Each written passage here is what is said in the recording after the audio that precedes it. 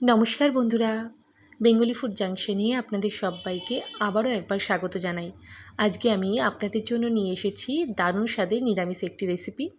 যে কোনো নিরামিষ দিনে আপনারা এইভাবে যদি রেসিপিটি ট্রাই করেন, আশা করি আপনাদের খুবই ভালো লাগবে। আর ভালো লাগলে কিন্তু একটি লাইক, কমেন্ট ও শেয়ার করতে একদমই ভুলবেন না। আর আপনারা যদি আজকে আমার চ্যানেল নতুন ভিজিট করেন আর ভালো লাগে, চ্যানেলটি সাবস্ক্রাইব করে পাশে থাকা বেল বাটনটি চাপ দিয়ে দেবেন। তাহলে আমি যখনই কোনো নতুন ভিডিও দেব আপনারা খুব সহজেই দেখে নিতে পারবেন। চলুন, আজকে যে নিরামিষ পদটি আপনাদের সাথে শেয়ার করছি সেটি হলো মুগ ডাল দিয়ে পটল বা মুগেশ্বরী পটল।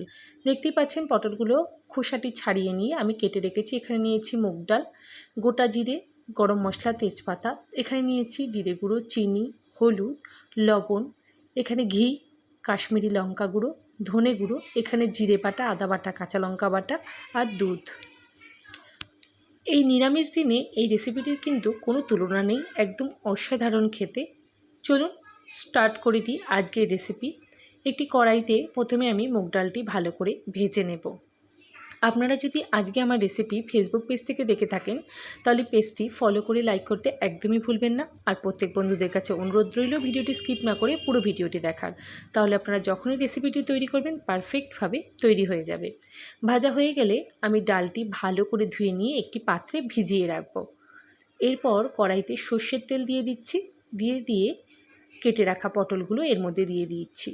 আপনারা দেখতেই পাচ্ছেন পটল কিন্তু আমি পুরোপুরি কাটিনি, এক সাইডটা আমি 4 খণ্ড করে জাস্ট চিড়ে রেখেছি। আর পটলের খোসাও কিন্তু পুরোপুরি ছাড়াইনি, একটু একটু রেখে দিয়েছি। এরপর এর মধ্যে সামান্য লবণ ও সামান্য হলুদ গুঁড়ো দিয়ে দিলাম। পটলটি কিন্তু এখানে 80 থেকে 90% আমি পুরো ভেজে নেব।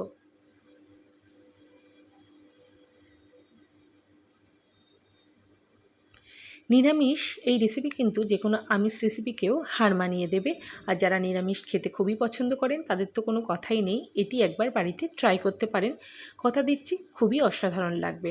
পটলগুলো দেখতেই পাচ্ছেন আমি কিন্তু পুরোপুরি ভেজে তুলে নিচ্ছি। পটল ভাজা হয়ে গেলে একটি পাত্রে তুলে রাখছি। এবার ওই কড়াইতেই আমি দিয়ে দিচ্ছি ঘি। আপনারা যারা ঘি খেতে পছন্দ করেন না বা অ্যাভয়েড করেন তারা সেখানে তেল অ্যাড করে দিতে পারেন। এরপর ঘিয়ের সাথে আমি আরও একটু তেল দিয়ে দিলাম। তবে ঘি দিলে কিন্তু গন্ধটি বেশ ভালো লাগে আর খাবারের স্বাদটিও কিন্তু দারুণ হয়। এরপর এখানে আমি ফোড়নের জন্য গোটা জিরে, তেজপাতা, এলাচ ও একটু দারচিনি দিয়ে দিয়েছি। ফোড়নটির থেকে সুন্দর গন্ধ বেরোলে এরপর এর মধ্যে আমি এখানে দিয়ে দেব যেই ডালটি আমি ভিজিয়ে রেখেছিলাম, সেই জল ঝরানো ডালটি। জলটি কিন্তু ভালো করে আমি ছেঁকে রেখেছিলাম। এরপর সেই ভেজে রাখা ডালটি এর মধ্যে দিয়ে দিলাম। আমি কিন্তু মুগ ডালটি 4 থেকে 5 বার ভালো করে চটকে চটকে ধুয়ে নিয়েছিলাম যাতে একটু ফেনা ফেনা ভাব না থাকে।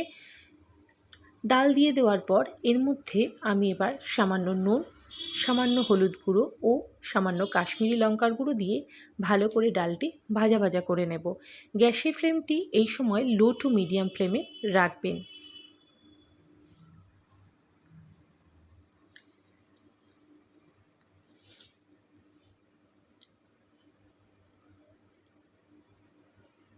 এই পর্যায়ে ডাল একটু নেড়েচেড়ে নিয়ে একে একে বাটা মশলাগুলো দিয়ে দিচ্ছি। জিরে বাটা, আদা বাটা ও কাঁচা লঙ্কা বাটা। আমি এখানে বাটা মশলা ব্যবহার করেছি, আপনারা চাইলে গুঁড়ো মশলাও দিতে পারেন। আর ধনেটা আমি এখানে গুঁড়ো দিয়েছি 1/2 চামচ মতো। ঝালের পরিমাণটা আপনারা আপনাদের পছন্দ অনুযায়ী দেবেন, তবে নিরামিষ রান্নায় একটু ঝাল কম হলেই মনে হয় খেতে ভালো লাগে। আমি একটু কম ঝালই ব্যবহার করেছি, আপনারা আপনাদের পছন্দ মতো সব দিয়ে দেবেন। দেখতেই পাচ্ছেন আমি 1/2 কাপেরও কম জল এখানে অ্যাড করে দিচ্ছি।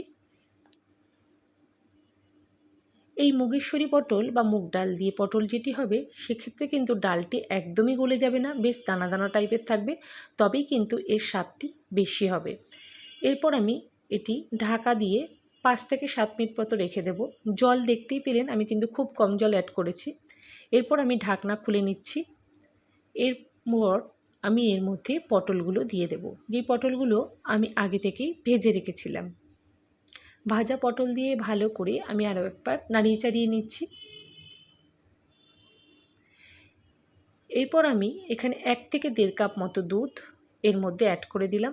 দুধ কিন্তু মাস্ট দিতেই হবে। আপনাদের বাড়িতে যদি গরুর দুধ না থাকে সেক্ষেত্রে আপনারা গুঁড়ো দুধ গরম জলে ভালো করে গুলে নিয়েও দিতে পারেন, কোনো অসুবিধা নেই। এই পর্যায়ে এসে ভালো করে দুধের সাথে পটল ও মুগ ডালটি মিশিয়ে নিচ্ছি।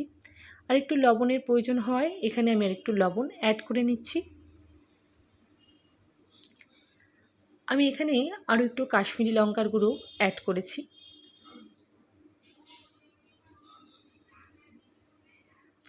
এরপর স্বাদ অনুযায়ী একটু চিনি দিয়ে দিলাম। সামান্য গরম মশলা নিরামিষ রান্নায় একদমই অপরিহার্য। সব কিছু দিয়ে আরও একবার ভালো করে মিশিয়ে নিচ্ছি। এরপর ঢাকা দিয়ে সমস্ত কিছু 5 থেকে 7 মিনিট রান্না করলে কিন্তু আজকে আমাদের মুগেশ্বরী পটল পুরোপুরি রেডি হয়ে যাবে। দেখতেই পাচ্ছেন দারুণ সুন্দর গামাখা ভাব এসেছে এবং কালারটিও কিন্তু খুবই দারুণ এসেছে।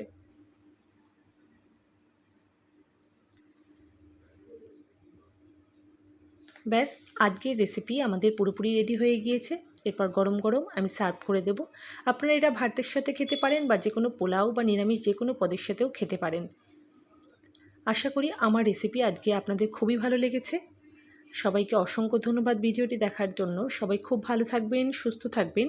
দেখা হচ্ছে পরের কোনো ভিডিওতে।